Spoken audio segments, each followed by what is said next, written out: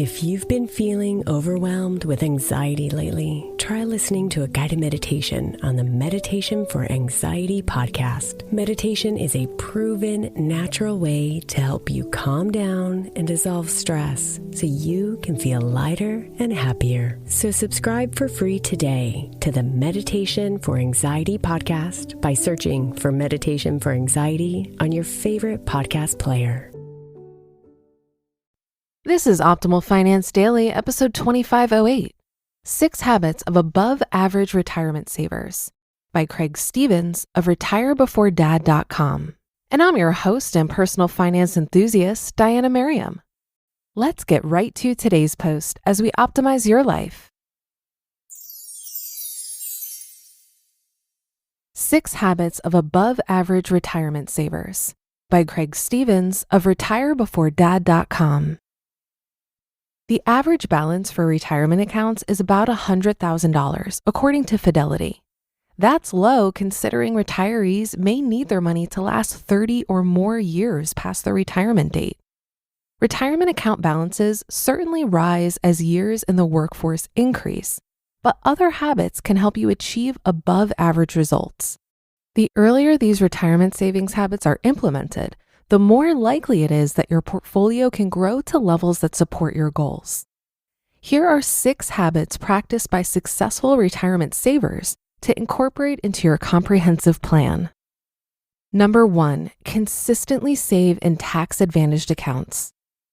Among the most important savings habits is consistency. Savers who invest regularly and avoid withdrawals tend to have higher account balances. Tax-advantaged accounts are the best vehicles for optimizing savings. Make it a habit to always save for retirement first. Put your savings on autopilot with your broker and keep investing through bull and bear markets. 401ks and other defined contribution plans are an easy way to implement this habit because they're automated for you before you receive your paycheck. When you start a new job with a 401k, enroll in the plan on day 1. Contribute as much as your monthly budget allows, but aim for the contribution maximum if you can. Contribute at least the minimum amount required to receive the company match if available. If you're eligible for a Roth IRA, make sure to invest the maximum every year on top of your 401k. Maxing out your 401k and Roth IRA for just 5 years will put your account balances over the $100,000 mark. Number 2, strive to earn more. It should come as no surprise that high earners are often above average retirement savers. When there's more money, it's easier to save, but not all high earners are good at saving. In fact, many are inept. But a recent study by Vanguard found that workers who earned $100,000 or more had account balances that averaged $237,061. That's more than double the average of all savers. Healthy salary growth from a successful corporate or professional career can make it more comfortable to max out a 401k. Any excess cash can then be saved in other tax-advantaged accounts, such as a Roth IRA, or be invested in taxable brokerage accounts or real estate. As your salary increases during your working years, so does your retirement security, as long as you consistently save and invest. Number 3, remain loyal to your employer.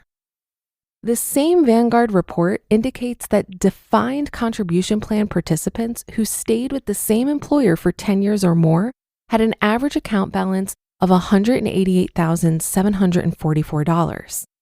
10 years is sufficient time for contributions and market returns to compound into significant savings. Longer employment periods also suggest higher salaries. Though employer loyalty tends to help retirement savings, it can also be costly. If you're stuck in a job with no promotion opportunities, you may be better off finding a new employer. When switching jobs, retirement savings is often neglected. So always consider the implications of a new job on your retirement nest egg. Make sure to roll over balances from your old plan to an IRA and enroll in your new employer's plan on the first day. Use any salary increase to bump up your contribution percentage. Number 4, think long-term. Successful retirement savers have an eye on the future and are less inclined to splurge on short-term pleasures and shiny objects. Workers who max out their 401ks in lieu of luxury cars and frequent expensive dinners know that their sacrifice today will pay off many times years later. Saving enough for retirement requires a long-term plan, but also short to mid-term action items along the way. Losing sight of the end goal by thinking short-term can lead to a savings shortfall. Number 5, ignore market fluctuations. Financial advisors recommend an annual retirement account checkup to make sure allocations are aligned with retirement goals. Aside from an annual adjustment, above-average retirement savers mostly ignore their account balance and daily market fluctuations. Trying to time the market is a losing strategy, especially for a typical worker with limited investing experience. If tempted by market timing, do so in your non-retirement accounts. Don't put your retirement money at risk. The best strategy for most everyone is to contribute to accounts regularly and keep your hands off. The more emotion involved, the more likely you are to make a mistake. And number 6, avoid excessive fees. Index funds and ETFs have consistently outperformed most managed mutual funds over long periods of time. Managed mutual funds often carry larger fees, which detract from returns.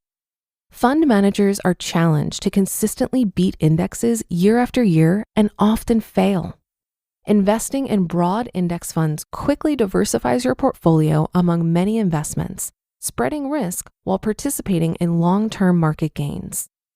When choosing an IRA for your retirement savings, make sure you have access to a wide variety of funds, including various index funds and ETFs. If your 401k lacks low-cost index fund options, contact your human resources department to request more variety. Implement these 6 habits of above-average retirement savers as early as possible to maximize your wealth and retirement security. You just listened to the post titled 6 Habits of Above-Average Retirement Savers by Craig Stevens of RetireBeforeDad.com. If I would have kept making only the minimum payments on my credit cards, my debt would have taken me 47 years to pay off. These are real National Debt Relief customers. I knew I wasn't going to be able to get out of debt by myself. Credit card, medical, or personal loan debt? National Debt Relief negotiates with your creditors to reduce what you owe. National Debt Relief got me out of debt. You could be debt-free in as little as 24 to 48 months. Visit nationaldebtrelief.com to learn more and get started. nationaldebtrelief.com. Labor strikes, climate change, your beat-up office printer. What do they all have in common? Come on, it's about the money. Economics is everywhere and everything, fueling our lives, even where we least expect it. If you're a fan of Optimal Finance Daily and are curious to learn something new and exciting about economics every week, I recommend you listen to the Planet Money podcast from NPR. Planet Money is a different kind of world where the complex economy actually makes sense. Listeners can learn, laugh, and be entertained. And in addition, I find it to be really educational. Money can be confusing, and Planet Money is great at providing straightforward explanations for how money is really moving in ways we're usually kept in the dark about. The Planet Money team lives to tell a good story in around 30 minutes. It's econ for the rest of us. Tune in to Planet Money every week for entertaining stories and insights about how money shapes our world, stories that can't be found anywhere else. Listen now to Planet Money from NPR, wherever you get your podcasts. I thought this article was spot on, and I can attest to the effectiveness of these habits since I implemented all of them myself. I find ignoring market fluctuations especially useful.